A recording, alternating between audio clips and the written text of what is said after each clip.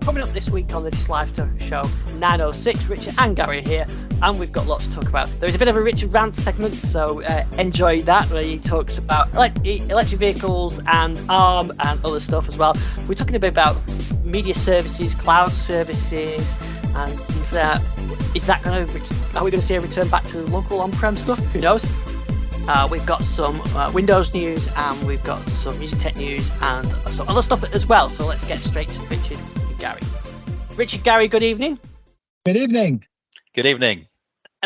Gary from a luxurious location somewhere. Yeah, from an ion charger of my car in my EV6. That's quite a good view there of the from Teams there. That's looking quite good there. Yeah, it's not bad camera on. Yeah. And Richard, you're not in your car charging. Is that because it's too complicated to get it working? Oh, it's okay. I need to warn listeners. Right, Richard. Yeah, we need to warn Richard. Richard's rants are back for this week's show. Yeah, I'm afraid so. EV is fine. The car is charging is fine. All brilliant. I just cannot work it. I mean, when did cars get to be so complicated? This blooming EV6. Sorry, the nearer EV, the nearer EV I've got, because it's like I've got an old Golf, and with that car, I get in it and I turn the key, I put it into gear, and I drive off, and it's magnificent. Just works. The EV, oh no. You get in it and you press the on button, and then you try and put it in drive. It says, no, can't go and drive yet. You've not done a thing. Okay, press some more buttons, turn it off, turn it on again, press some more buttons, drive. No, still no drive. You've got to press more buttons first. It's just. I mean, there's a lot of swearing happens in my world now. I think, why aren't you? Why won't you even tell me what's going wrong? It doesn't. It's got all these screens, all this technology, and it won't even tell me why it won't work. Surely you say just a little hint to say you need to press this button. No, it just says no. I'm just not going to go into drive. I'm going to make a farting sound at you, and or is that just me making that sound? I'm not quite sure, but certainly the last few times I've sat in it, I've turned it off and turned it on and turned it off again and put it in drive and turn it on, and no, it still doesn't work. And I've actually been back to the garage, and of course the mechanic said, "Oh, it's very simple. Click, click, click, click, click, click, click, click, click, click, click, click, click. There you go, drive. Fine, no problem at all. It's you, sir. It's a clear picnic. Yes. The problem is in the chair, not in the computer." It's like, well. It's not behind the wheel. Hard. It should not be this hard. Should not be this hard. So I have to say, this is not an EV rant. It's more a case of why do cars have to be so complicated these days? Why? Am I sounding very old? I can probably tell you why. It's this all health and safety stuff. They have all these interlocks now. You can't start car unless you got your foot on the brake, and the foot's got to be on the brake hard enough to engage, and you can put it to drive. About all the bings and bongs and driving along and say, oh no, you're varying here, and the worst thing is, I mean, this is actually a Kia rant in particular. It's got this very clever thing where it's supposed to look at the road signs and its map and work out the speed limit. Gets it wrong all the time, as in it gets it completely wrong. That's not a Kia thing. My iPace used to do exactly the same, and actually was probably slightly the Kia. But yeah, they're all. I mean, what is the point in this thing? It's like, it's got the wrong speed up there. So it goes red and shouts and rants and raves about things. You say, and worse than that, the cruise control says, I should adjust my speed so you're matching the speed limit I think it is, even though I'm wrong. And whereas those speed limiters are going to be mandatory going forward. And based on traffic recognition, which is not good enough at the moment. It's just not good enough, particularly in the UK where we don't have perhaps the clarity of where our signs are in some countries, because we do tend to cover them with bushes and things. So how does my car do it then? Because that always seems to be right, and it knows the speed of the variable speed limit. So is that picking that up through the internet? Through this mobile data, yeah. It could be. I mean, I think mine has got a camera, so it can see signs, because it can't be going by data because it occasionally just gets it so hilariously wrong, or it'll miss a sign and then not realise that the speed limit's changed. Yeah, one of the classic ones that virtually all our camera space systems in the UK does is to pick up the speed limits on the back of cars. You know, these vans and things. Oh yeah. And they'll pick those up as being speed limits, which is not good. I mean, the worst one was one of the worst ones is that and the cars are absolutely right about this.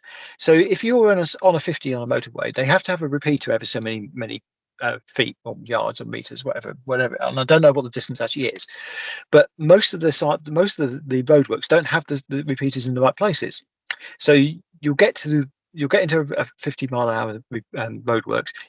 The car will measure how long it is since it last saw a 50-mile-an-hour sign, and if it doesn't see one in what is supposed to be the limit before you actually have to have a repeater, it thinks you're racking a 70 because legally you are. And then it'll suddenly see the 50 repeater and slow you down again. Oh yeah. So there we go. We'll basically having a bunch of old men moaning about new tech. Well, I think new tech work is great, but there's a lot more they could do. But we are, I mean, basically these road sign detection stuff is a commodity service piece of technology, and it's probably about 5 or 6 years old now. It hasn't really moved on. The cameras aren't particularly brilliant. If you see what they're actually seeing, it's not an awfully good thing. I mean, it does a pretty good job considering how poor the cameras are, to be honest. But yeah, there's a lot could be improved on that, and I think it has to be if we're going to have this mandatory speed limits. Yeah, I'm sure mine's using some mobile data because it picks up the variable speed limits from motorway as they change. So I think it must be getting there must be some data transmission of that, which I guess is the better way of doing it. My camera will pick up variables if they do change on the motorways. But what it's Kia's system is basically both map and camera based. So if it doesn't see signs, it will try and use what's based on the GPS, but maps. But that doesn't always work either. No, it doesn't. I can confirm it does not.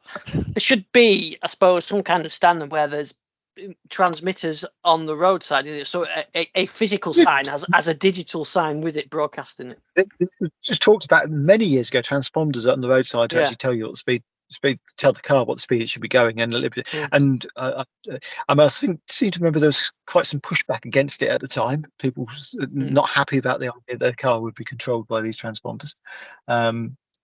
So yeah, I mean, it hasn't actually happened. I mean, we are starting to see some interesting developments on roads. I mean, France is now talking about actually having charging roads, so roads which charge you as you drive along. That's scale electric, isn't it? Yeah. But yeah, I mean, would there not be I was in what that's using conductive stuff, is it? I suppose. I mean, would there not be a huge amount of power loss by doing that? Or almost it's certainly been, but I think the convenience factor is huge. So and it's mainly meant for the heavy goods type loads where they don't want to be constantly stopping to charge, and would take ages to charge if they can just keep topping up and not actually losing that much. I think that's the concept. It's been done in a few places. Everywhere it's been done, it tends to not last very long so far. So I hope they've got a better for it. But yeah, we'll see. I mean, in some ways it makes sense because it does get around all this charger anxiety and all that. You know, not having chargers in between the finding a charger. But yes, I mean, speaking of which, I'm obviously going to be going to West Wales next weekend, and I'm suffering some severe charger anxiety there at the moment because I've been looking at the various apps and things, and it's where I'm going. You can go about an hour and a half or 2 hours, and there's nothing, which is a little bit concerning. Just make sure you plenty of charger up wherever you get to your destination. Yeah, well, the destination. This is again, it's an interesting thing because the place was saying I actually gave them a call because it's a cottage, and they said no, you're not allowed to plug your car in, which I thought, oh, okay, that's unfortunate. Because they said it's okay, but there's a Tesco that's got charge points in it. I think but they'll be the rubbish Type 2 ones that take hours to charge up. So yeah, but there's no friendly rapid charge anywhere near where I'm going, which is a bit of a concern. So I'm looking at it very carefully, thinking it is getting to the point where I've got to plan my route. I think, okay, so where are the charge points going to be? There's no helpful grid serve places anywhere. No, there's none of those around there, unless you descend to South Wales and go around there, where there's a few around the South Wales. But yes, it is a bit of a desert in middle of Wales for charge points, it seems. Yeah, get the golf out. Yeah, golf's broken. Yeah.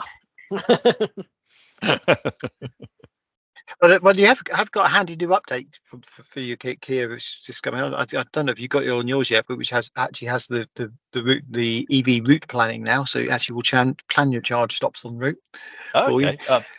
I've not dared use the Kia's own inbuilt map because I've found it to be hilariously inaccurate on the occasions that I have used it, where it's gone to very strange local locations that don't really exist. So I'm a bit nervous, but yes, that would be useful.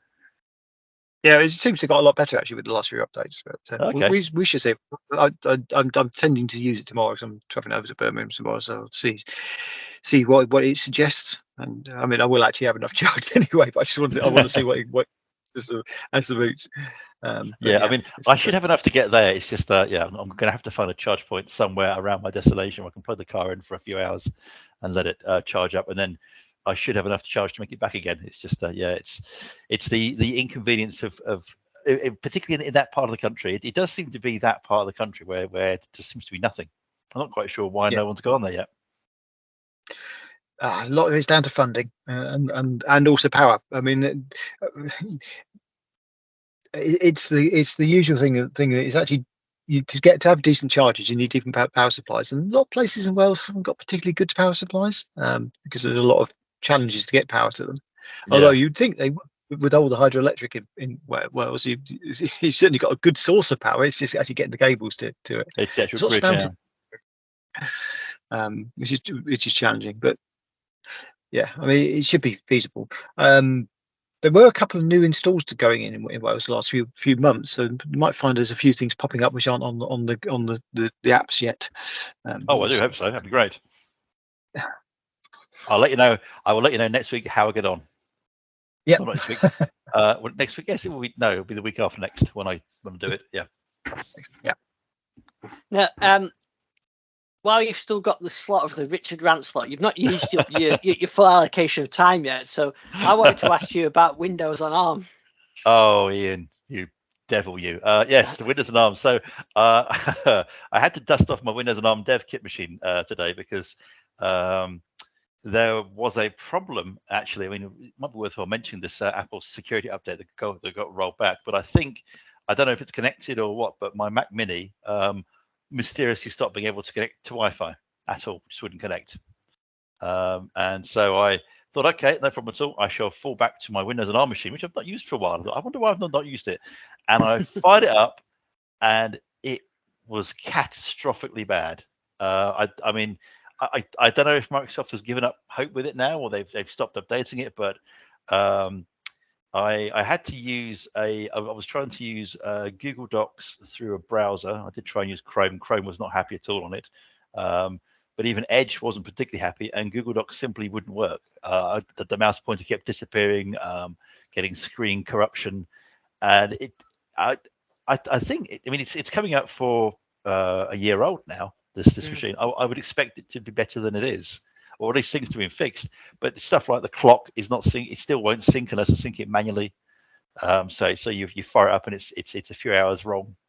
It's just things like that. The whole thing feels unfinished, unpolished, and I'd say pretty much uncared for. I mean, does Microsoft still care about Windows and ARM? I mean, have you two heard anything with it? It felt to me, because I then switched to my Windows 10 machine, which I'm using now, and it works superbly. It always has worked. I know in 2025 it will stop working, or rather it will stop receiving updates. But I would have expected the Windows and ARM dev machine to at least have been updated, but it was just nothing. It had a few minor OS updates. But it felt worse than the last time I used it. Maybe my expectations are high, but it actually felt like a worse experience. I thought, wow, this doesn't feel like they really care about it at all. But maybe that's just me. Is it on one of the dev channels or Canary or? Yeah, I stuck it on the dev inside the channel just to see if I could get some updates. But it's just simply not a good experience at all at the moment, which I think is a real shame, because it's a really nice bit of hardware, but it just feels like Microsoft isn't doing much with Windows and ARM. That's what it feels like using it. But maybe that's just perception, because it is such an unreliable piece of hardware. And we've seen through the monthly, not the monthly, but the weekly updates when we build and things, they mention ARM periodically, don't they? So they're obviously still targeting it and developing it, but yeah, how much focus is on that? It's hard to say, isn't it? It could go. It's always with Microsoft. It could go one of two ways. It can go to the stage where they actually get it up and running, and it becomes just another version of Windows, or it could be another project that falls by the wayside, and they just decide they're not interested in that anymore, and it's gone. Yes, I mean, it was announced with such a lot of fanfare. I think it was a Project Volterra, wasn't it? And so it was announced with much fanfare, and then it kind of appeared, and now they've gone very quiet about their plans for Windows and ARM. Didn't really hear much at all at the recent events. So, I mean, I guess it'll be if we see an ARM-based sort of Surface, a small popular Surface device, might be a sign they do plan to do some more stuff. But right now, it doesn't feel like they're doing much work on the operating system at all, apart from just targeting bills on it. Yeah, it's good. I fired up the Raspberry Pi actually, and thought I'd see if I can install some music software and use the Pi 400 as a dedicated synth, effectively. And I try. I've got this Korg subscriptions, and none of it would work because it was all missing components. So I suppose there was probably would be a way, but to do it, but it was too slow on the Pi 4, so it wasn't really practical. But yeah, it's straight out of, if that had been the dev box, I'm sure you'd have the same install error when you tried to install the software. Yeah. But like I said, there's probably ways around it, but it just it certainly feels like there's things missing. I don't know, Gary, do you think Microsoft are really keen on, or could this is a big focus for them, or do you think it could be one of those ones that falls by the wayside? It's where the money is, I suppose. Yeah, it's always where the money is. I mean, I think one of the big pushes for ARM was the whole idea of using them for things like Azure hosting and silicon on chip for that, and whether they could push things in that direction. I'm not sure they've gone much down that line. I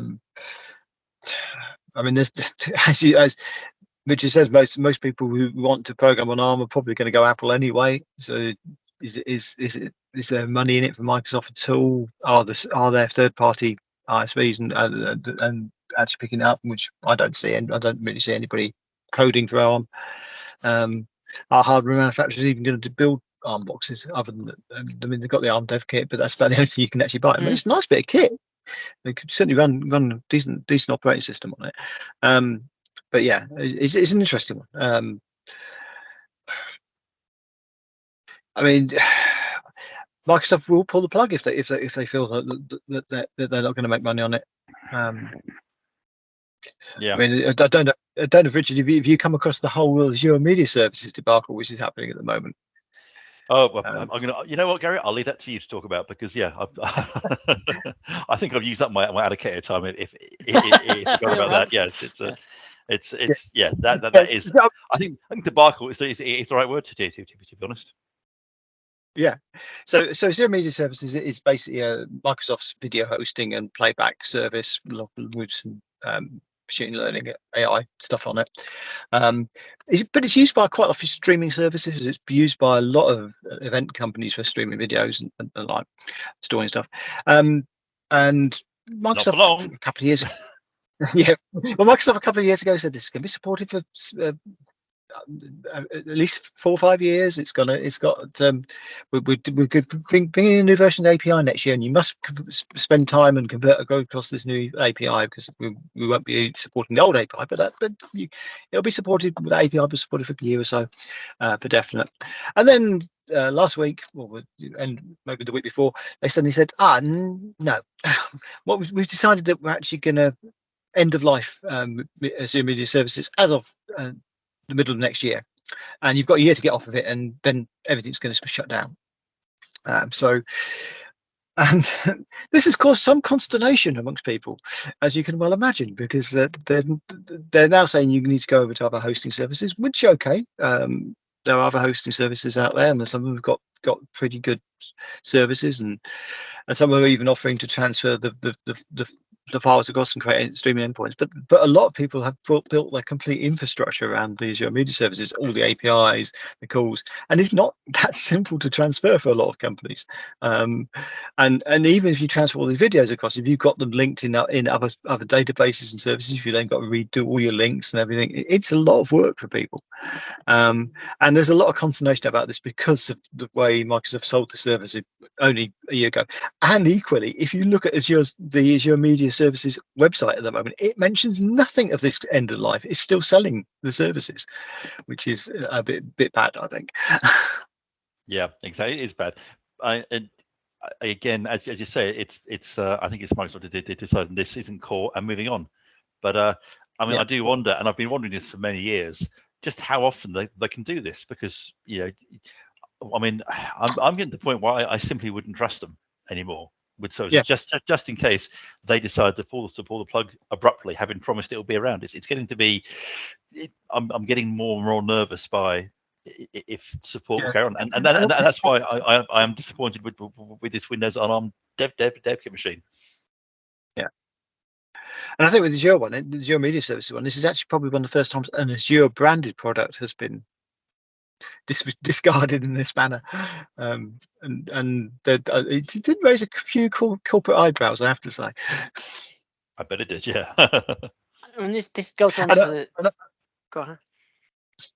I was just going to say, so very briefly, I don't know what impact this might have on some of the services that our listeners use, actually, because obviously consumer used services do use backends for hosting videos and the like, and you do wonder if some fairly high profile companies are scrambling to get their stuff together at the moment, and if some of them, I mean, there were certain of the learning course companies who host a lot of videos for saying, well, we just won't we won't just do anything about our old courses, we'll just let them go, and maybe that's something which people won't be able to find. Yeah, so it's interesting. Anyway, sorry. no, actually, it's double relevant, because I was reading about the rise of streaming services and in cloud in general.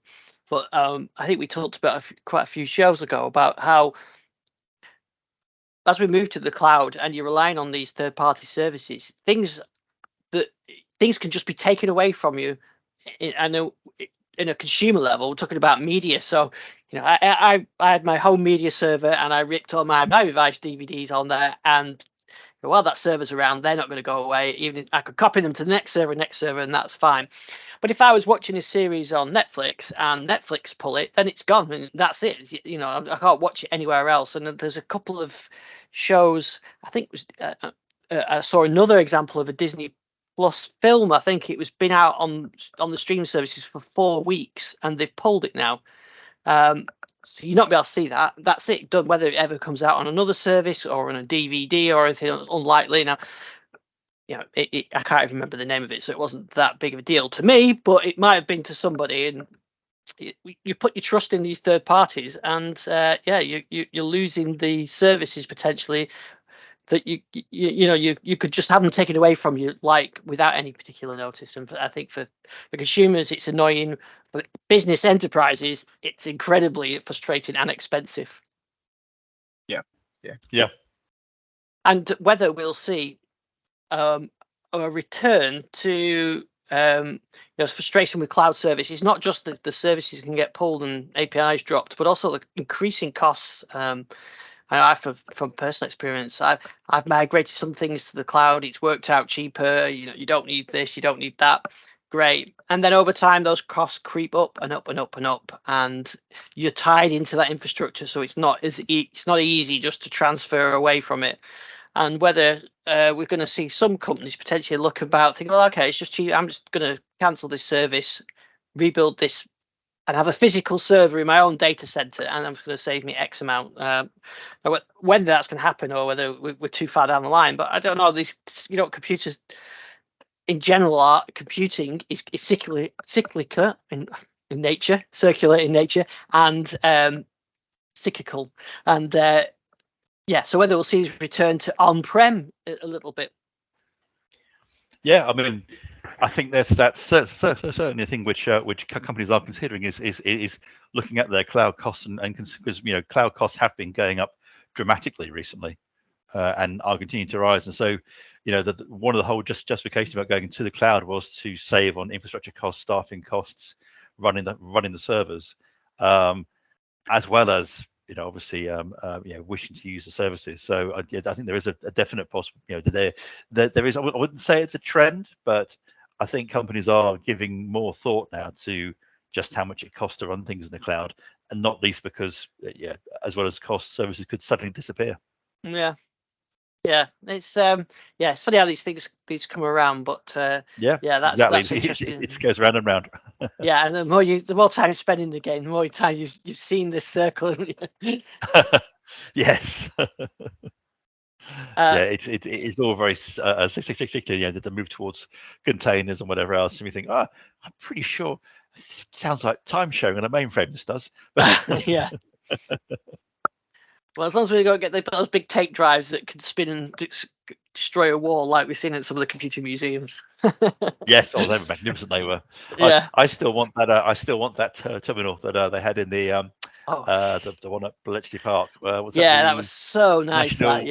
That computer. That was amazing. The orange plastic terminal. Oh, that was it was a piece of art I really enjoyed it. Was it a VT100 or a VT220? I can't remember which sort it was. It just was like say out of two Stanley Kubrick films. It was magnificent. Yeah. Well, it could have been on set 2001 for definite. It was definitely. If I had the space, I would spend some time, get something like that, put a Raspberry Pi in it, and use it as a controller for something. But fantastic. Yeah, I think I can say this because it's coming out on Thursday, isn't it? So I'm doing a couple of Code Dojo things for user groups over the next couple of months, and the one I'm doing tomorrow night is a step back in time because I'm basically getting the crew to write an interpreter for Cecil. I don't know if you remember Cecil. If it's probably before your time. Before my time. Computer education schools instruction language. It was a thing ICL invented to get themselves into schools, basically. A very simple instruction set. And you have to remember back then schools didn't actually tend to have computers. That they were, if they were lucky, they might have a teletype link to a mainframe somewhere, but more likely than not, they didn't have anything. And the idea behind this was that the kids could actually write their code out on coding sheets and then send it in, and it would then be either punched onto paper tape or punched onto card and then read in. But one of the really interesting things about this in the early days, this was a read forward language. So basically it was interpreted on the fly, and if it needed to jump back to a label, it actually rewound the tape or reloaded the cards back into the hopper to go back to the bit of the code it had just done, or it might read forward to the next label if it was jumping ahead. It was quite an interesting approach back then. But now obviously with .NET and that we can actually write an interpreter for this reasonably easy, and probably people can hopefully be able to write it in the hour I've got for the session. So it'll be interesting to see how. Interesting challenge for people. Okay, that's it, isn't it? That's the computer we're talking about. I've shared it on the video for anybody looking, but you can find the video on our YouTube channel from our trip to the museum a couple of years ago. Yeah. That's the computer, yeah. It was hooked up to a Raspberry Pi though, wasn't it? Oh, there you go. It was, yeah, because it was running Colossal Caves, I think. Yeah. So that I think that would look awesome with a hooked up to a modern machine. You could that would be pretty. I would love that on my desk. But yeah, I bet it costs a fortune to get one of those, and just even if you have to gut it now and stuff, things like that won't be cheap. Yeah, I mean, I think even finding a thing with a working cathode ray tube is hard enough. That's me. There we go. Yeah, that's right. Yeah. Of course, these things, as we've mentioned before, these museums do a great job because, they need maintaining. They don't just work. You've got to look after them. Definitely, yeah. And the great thing about both museums is almost all the computers there do work and can be demonstrated. And there's volunteers who will very happily explain to you how that they work and what it takes to keep them going. It's very interesting. Yeah, it definitely is. Yeah, I'm going to leave that picture on there for you, Richard, for the rest of the No, show. thank you. Please don't do that. Yeah, but yeah, interesting. Yeah, so that is a cloud computer almost, isn't it? Of the day. I guess so. Yeah, Yeah. exactly. Yes, it's using somebody else's machine, a mainframe to do stuff, or in that example, obviously Pi. But yes, back in the day, it would have been a mainframe. Yeah. Now, I did want to give a shout out as well to old things, keeping things running. I was chatting to the site owner of museums, or museums, which is, I know I've mentioned it before, but this is a brilliant archive and of music magazines, and there's a good section, music tech magazines from the late 70s, 80s into the 90s. The guy's done an excellent job. He's basically scanning these magazines in with the permission, say, of Sound on Sound, who is still going, and they do their own archive, but he's got older than their archive, and they've sort of given him his blessing, their blessing. But you can go through, find all these magazines. So I've probably read all of these. I loved these magazines back in the day, but all the articles are in there. They've been scanned in. You can read them. All the pictures are in there.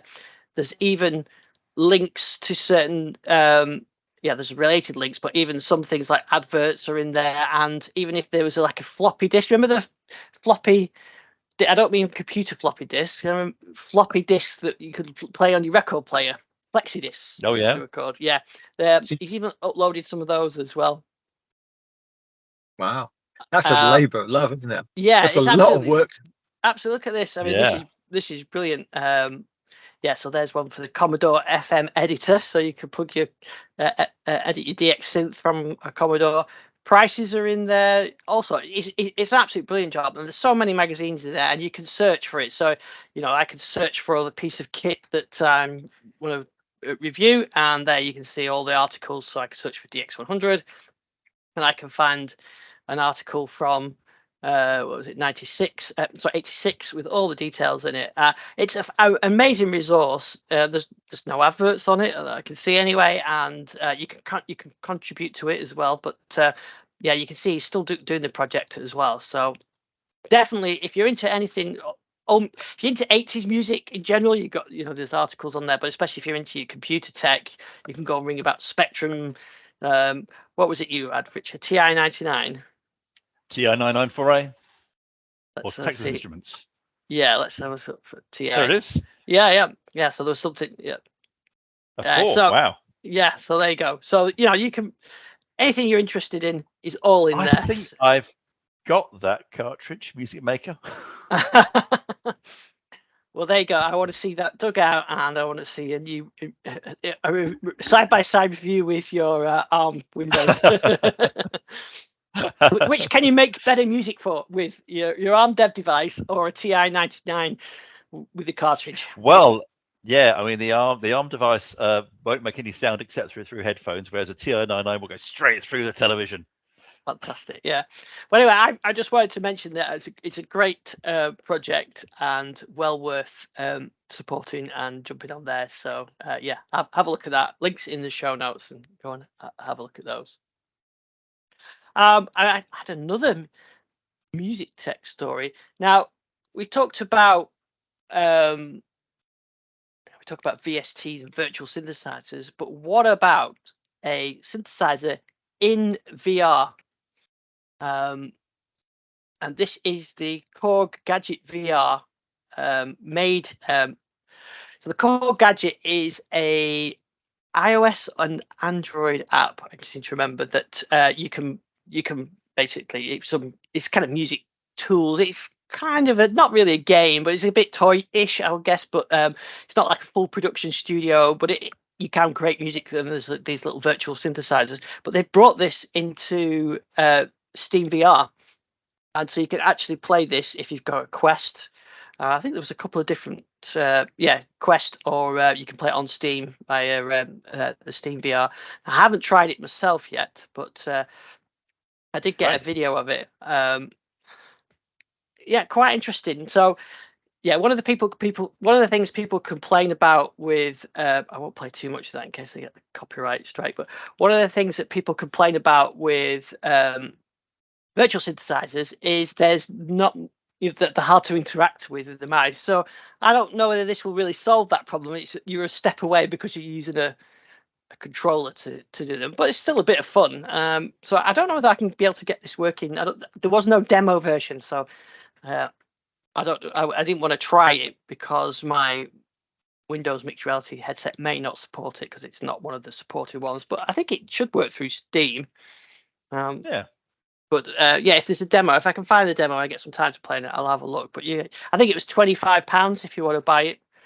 Well, yeah, an interesting project anyway, and something we talked about, isn't it? Having these virtual environments. But there you go, you can have a virtual studio. So for me, it's a fun thing to try and play with, but it's not. I can't imagine playing a keyboard with an Oculus controller. You are really separated away from reality with that. But interesting, especially if these. I mean, I like, you like the tactile, even the virtual synths. I still like to map real controls on a synth to it, so that as I turn the filter, I can actually turn it on my controller, and it does it that way. But yeah, maybe for some people who aren't used to physical keyboards and prefer the virtual world, then this could be an interesting thing. But yeah, interesting to see. So this is the first that I know of anyway, sort of music brand venturing into VR, and it's only it's a small thing. It's not a big studio project, but it's interesting to see new things coming out for VR, because we don't seem to get talk about VR as much as we used to. No, it's a shame, really. I mean, maybe once the Apple device starts to make some inroads and turns up, perhaps there'll be a resurgence in interest. But yes, I mean, I must admit, I've not used my headset for a long time now, which is very sad. Yeah, it's a bit of a shame. I'll have to ask my son to see if he's used his. I don't think he has. Every time I mention to him, he says, "Oh, I just don't have enough play space," and which is something that we mentioned right back at the early days, wasn't it? That UK rooms, especially bedrooms and things like that, don't have quite the space that you get in an American room. Exactly. Yeah. Yeah, I think Kinect suffered from that as well, didn't it? That it was designed for a larger space than we have with the average UK rooms. The Kinect. There's a name for you. Yeah, actually, I forgot to put this in the show. But have you seen the Sky? What's the new Sky service called that they're advertising all the time? Is it Sky Eye or something like that? I think it is. It's a camera that you fit onto on top of your TV, so you can watch TV with people at the same time. Sounds familiar to me. Yeah, it's called Sky Live, and I was going to see if I can get the picture of it. But yeah, it's called Sky Live, and it looks like a Kinect to me. Yeah, so it fits on top of your TV, and you can use it for, I think the advert. I don't know. Yeah, there we go. The advert for it showed that you can also use it for watching TV programs with other people in another location. So it's like a party viewing thing. But you can also use it to track your exercise routines, that you're doing them correctly, which sounds vaguely familiar. And it's a Skype Teams type calling thing as well via your TV. It's powered. There it goes. Powered by Zoom. So it links in with Zoom. So yeah, interesting. It's almost like Microsoft had this technology already. But Microsoft does not care about consumers, does it? So unless it's an Xbox, but even then, it's just playing games. Although that said, I did see today they've it looks like they've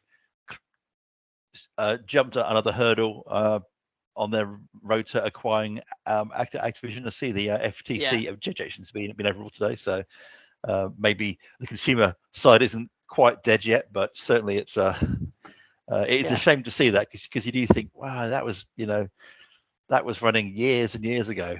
Yeah, I mean, I did this. I called my sister via Skype from the TV a few years ago using the Kinect on my Xbox. So yeah, which is now, I don't know, in my loft somewhere, I think. Right, yeah, it's a shame, isn't it, that these technologies, as ever, Microsoft are kind of there, and all those objections about I'm not having a camera watching me all the time. People will quite happily put the Facebook cameras on and these other cameras. I don't know how popular it will be, but I'm not sure how much it is. But let's have a look. I don't want to buy it. The last thing I would do is to buy this back accidentally. Yeah, so 14. Oh, that's included in Sky Glass, so it's hard to say really. Let's say I have got Sky Glass, but anyway, I thought it was interesting that you can. Yeah, it's £5 a month for a camera. I'm not sure. Oh, you can buy it for £242. That's an awful lot for a camera. It'd be a very good camera for that. Yeah. I can't see it being that good. I'm sure some people like it, but yeah, it's not for me. But maybe if you've got some less tech savvy people you want to do tech calls with, and they've got a Sky TV, then it might be an easy way of doing that. But I think most people can work out how to use some kind of video chat now on phones, can't they? Even my dad's in his 80s and he video chats me, so I'm sure I'm not sure who's going to use this, but yeah, Microsoft had all this in place years ago. There we go. Unplug my car. You're unplugged now. I'm back in 2 seconds because I'm just going to move my car. Okay. So there's a couple of things I wanted to mention. I've got a new sound collection. So for Korg Modwave. Does it involve Sega 80s arcade game sound effects? Well, maybe. Okay. Tell me more. Yeah. So this is the synth I've got now, the Korg Modwave, but the part of and I'll Google this to show you what it looks like. Part of the synth has got some of the waveforms and sounds from the Korg DW8000, which is a 1985 synth. So maybe that it's similar to maybe similar sound chips, similar to some of the arcade games of the time. The digital waves that were on that at the time, which was quite new for 1985, and it was around the time the DX7 had come out, and nobody wanted analog synths. Everyone wanted everything digital, and this one is a digital synth with an analog filter, which has got a really nice sound to it. So these waveforms are included in the Modwave. So I made a collection of sounds using those waveforms, which you can see on here. So I did these for myself for some of the music projects I've been doing, but I thought I'd give them away as a free download. So if you've got a Korg Modwave, you can download that from digitalife.com. Just go and download. It's a free download. You don't need to register or anything, because I always hate it when you have to jump through hoops to download potentially free stuff. So made it nice and free. It's something I spent quite a bit of time doing, but for my own use. So I thought I'd share that and make everybody. So there are some kind of 80s sounds that you may reference there. I think the ones you're thinking of, though, I need to do a bit of research. I think we're using FM sound chips that were in some of the early Yamaha stuff. So should we let Gary back in? Yes, go on. Let's let it back in. He managed to get into the Teams okay. Yeah, he's all parked up now. Yeah, I'm back. Yeah. So I'm just saying, I've got a collection. Gary, you may remember the DW8000 from Korg. Well, I've got a new collection of sounds for the Modwave based on those. But yeah, Richard, you were saying those arcade games. So I think some of them were using sort of FM sound chips from the early Yamaha, because quite a few of the early Yamaha synths, those sound chips ended up in games, consoles, and different machines. So maybe something one of my synths down there would probably do that, but. It's on my list of inspirations. Yes. Yeah. I'm not quite. Speaking of things from the 80s and 90s, did you see that you can get updates again for Windows 95 and co? I think it's also Vista and XP. Yeah. Well, when I want to say updates, they aren't as in brand spanking new updates, but I think a bunch of people have managed to reactivate the old Microsoft Update service. So if you do a vanilla install of say Windows 95, obviously if it was to try and talk to Microsoft's update servers, it would have no luck because they've gone away. Microsoft has quite correctly turned them off. They're out of support. But I believe I was rereading today that a group has managed to bring them back online again. So if you were to run vanilla Windows on Windows 95, which the only reason you would do it is if you're a retro obsessive like I am. Yeah. There's no other reason, because it should be very clear, while it may be a wonderfully old operating system, it's not secure by any stretch of the imagination compared to today's operating system. So absolutely clear there. You do this out of curiosity, or because maybe you've got some software that actually has to run under Windows 95. Because I think you can also buy hardware as well that's suitable for running these old OSs. But yes, I was reading that a project has managed to basically bring the updates back to life again via the I think it's called the Windows Update Restore website, which is nothing to do with Microsoft at all, but will let you get your vanilla installs of Windows 95 and later bang up to date, even though Microsoft's own update servers are no more.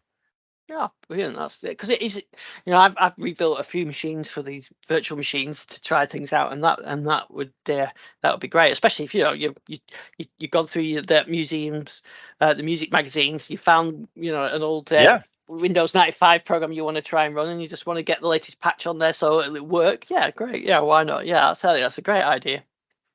Exactly, and there's nothing quite like the joy of if you're able to sort of run on, because obviously you can virtualize things, but sometimes also being able to run these old games or old applications on the correct hardware is delightful. So, but again, only for your retro obsessive like me. Yeah, why not? Yeah, I definitely agree with that. I've got virtual versions of physical synths, and I always use the physical one. The 1985 one up there gets used. I've got a virtual version of it, but yeah, the 1985. There's something about having that hands-on thing. Maybe it's an old guy thing, but having that hands-on device is great. So yeah, I think that's great. Fantastic. Oh, another thing I do want to mention. It's definitely an old person thing, without a doubt. Yeah. Did I mention last week about I was getting fibre installed at my house? No, you didn't. I didn't. Yeah. So how fast is it?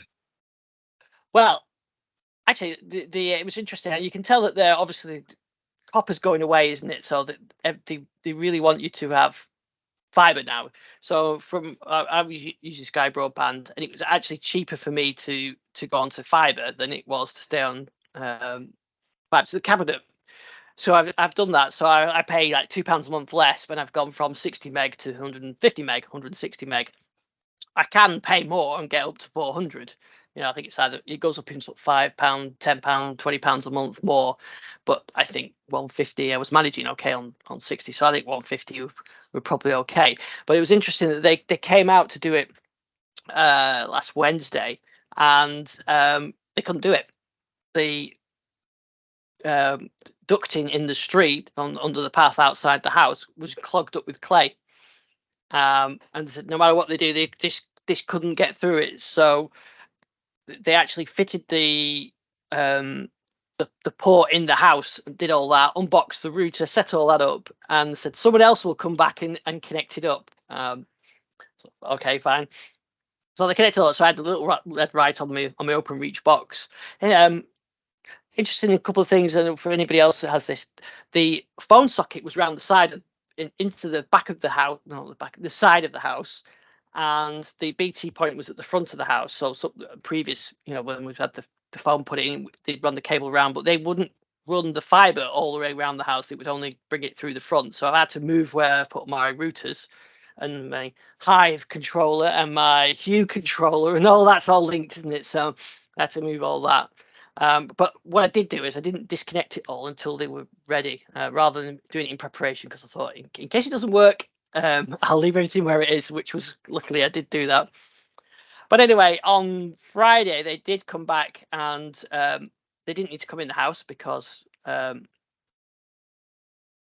done all the inside bits, but they did spend about 4 hours outside with drain rods clearing clogged pipes, but they did get it working eventually. But what was quite interesting as well is if they said to me, once we get it working, we won't need to come back in, we'll switch it over, you'll just be able to turn off the old router and use the new one. which was okay. But I was at work on Friday, not working from home, and what they actually did, they switched it over and turned the old router off. Or not to, the old router got signed out, and they got signed in on the new router. It just did it itself. But that meant that the house lost internet because the everything was over there and needs to be over there. So and funny enough, my son had an afternoon off work. He's like, I've had an afternoon off work and none of my PlayStation games at work. So, oh dear. So yeah, when they tell you that it switches over, you can switch it over. Like, what they mean is, as soon as it's up and running, you're going to lose your old kit. So get ready to plug the new stuff in. So I spent my Friday evening repatching my network and moving all the Wi-Fi stuff across into a different cabinet and everything else. So yeah, some people spend their Friday nights out at the pub or in a club, but no, I was redoing my network. But please say it's all working, and I've actually got rid of. I was using Ethernet over power line up here where I am now, but by moving my router, because I have two routers, I have the Sky one and my own Wi-Fi. I have the Sky one, I have my own Wi-Fi, which I prefer. By moving it further away than where I am, I've actually got faster speeds on Wi-Fi now. So I haven't bothered with the power line now. So I'm getting like 100 meg where I am now, just using Wi-Fi. So it saved me a bit of complexity. But it did spend a Friday night doing some cabling, which I quite enjoyed. A bit of cabling, a bit of wiring with a couple of siders. There's nothing wrong with that. I think that's a good Friday night for me. I'm not sure the rest of the family thought it was as entertaining as I did, but I enjoyed it. Very therapeutic. It's not so bad when you're doing your home stuff as opposed to work stuff. But it just shows you, though, if you were doing this and you were, say, away for 2 weeks, and they had it booked in and they say, oh, we're going to do it today, and then on the following day you go on holiday and they can't get to work and they do what they did to me, you could potentially lose your smart home connectivity for 2 weeks while you're away because you've got to repatch everything up. So it's something to consider. I had very similar when I switched over my last one. So it was it's just switched over. No, it doesn't. Yeah. I mean, it did switch over automatically, but nothing was plugged into the new one, so everything stopped working. Cameras, hue, everything. But anyway, I was at work, so that didn't bother me. But apparently some other people in the house did notice. I bet they did. Yes, I bet there was some comments made. Yes, yeah. So if that had been a business scenario, it would have been a bit more interesting. If you'd been on site waiting to do it, and then you had to go away, and then they just changed it over when you weren't there, then you've got to go back on site. Anyway, that's not a rant. It's not up to Richard's rants. Overall, I'm quite pleased with it. Everything seems to work.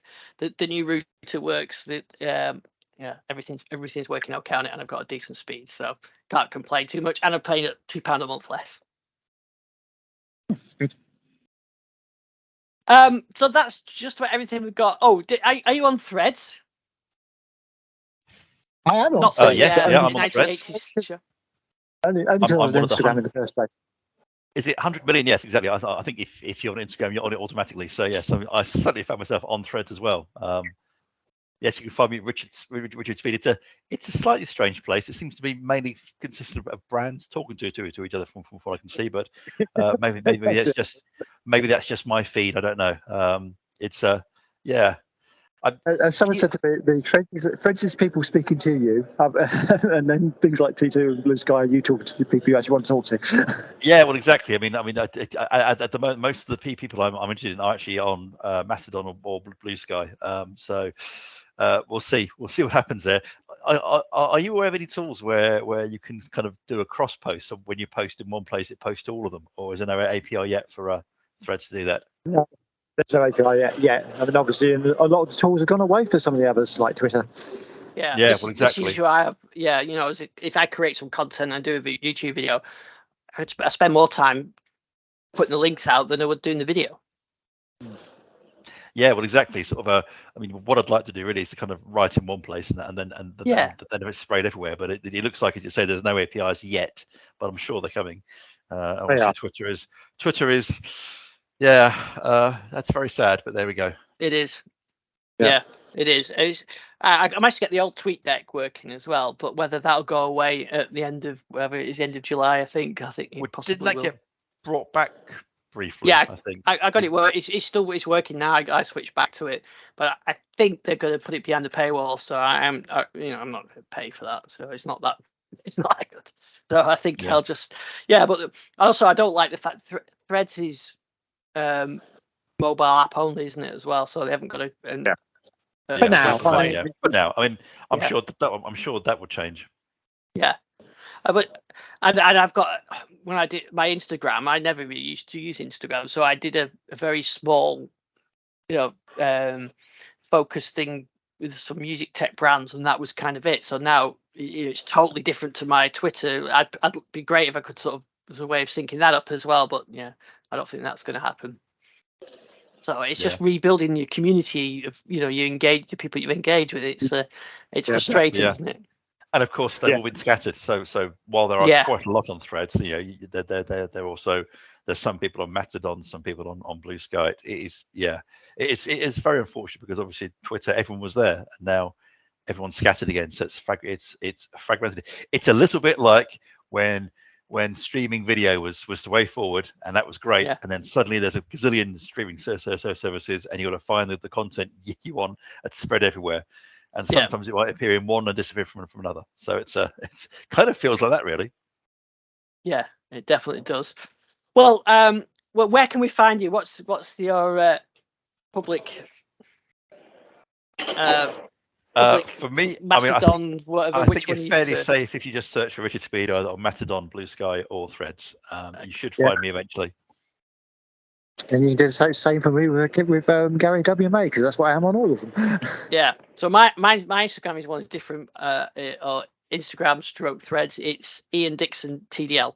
So not difficult to remember. So I need to try and get my followers, but it's you've got to put some time in, haven't you, to build it all up again. So I'm a bit lazy like that. I mean, this time next year, do you think it would have all shaken itself out and there'll be one dominant player again, or possibly, or do you think this is going to be the way it is going forward? So you have some people spreading on one platform, somewhere else. Yeah, I think the brand. I think Blue Sky will be the one that sort of will have some niche communities that will be really good. But I think to go where what the normal people go will be Threads or Twitter. Yeah, I think you're probably right. Yeah, and it's interesting to see which one. We just end up with it fragmented like you. I think it's probably more like that. It'll just be fragmented, so you'll have, and hopefully there'll be some tools that will enable you to post once and to multiple platforms. But I doubt it, because Twitter don't want you to do that. Yeah, I mean, that would be the ideal. But yes, as you say, it's they really want you to go through their interface and look at their adverts. Yeah, absolutely, yeah. Right, well, with that, we shall finish it this week. So actually, we do have a guest next week. Winobs, Richard Hay, is going to be joining us. Oh, excellent, great. So, brilliant. A long time we have Winobs on the show, so I thought we'd get him back. So we'll have him on the show next week. And I've got some other guests lined up for the future of the coming months. So, but if anybody has any suggestions for guests, you can let me know at thislifestyle.com. Or you can find me Ian Dixon TDL on Threads. Hooray! Right, so we'll see you next week. Cheerio. Take care. Yes, bye.